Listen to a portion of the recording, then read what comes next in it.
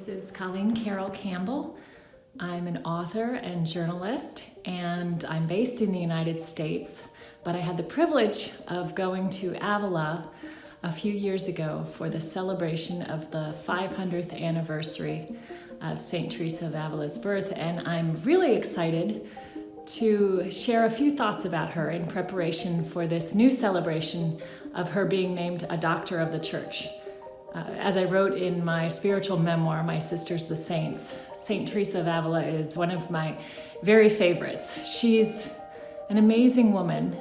She was a liberated woman well before her time in an eternal sense. She was a great reformer, a mystic, and when she really captivated me was my senior year in college, when I wasn't quite sure where to find meaning, and I was searching for a different definition of liberation than the one the world was giving me.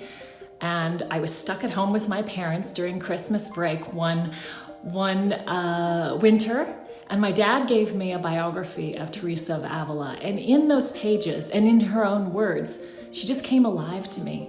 I was amazed at what a vibrant woman she was, how brilliant she was, how funny and earthy, down to earth, and then what an amazing mystic she was. She's one of those rare figures in our faith who can talk about the heights of sublime mystical prayer in a way that brings it down to the level where ordinary folks like you and I can actually understand it. And for young women today, especially for women of all ages, she's a great role model, showing us how Jesus and growing closer to him and serving his church is not a means of limiting our freedom, but of increasing our freedom, that's where we find our real joy, when we fix our hopes and our desires on eternity, on Christ. And when we find our gifts, we find a way to use them to serve his church.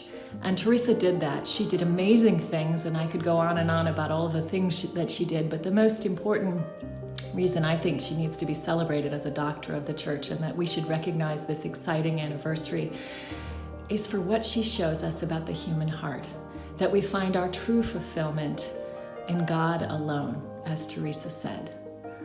So it's a great anniversary. I'm sure it will be a wonderful conference. I wish I could be there. And I wish all of you the joy and the privilege of getting to know this phenomenal saint, Teresa of Ávila.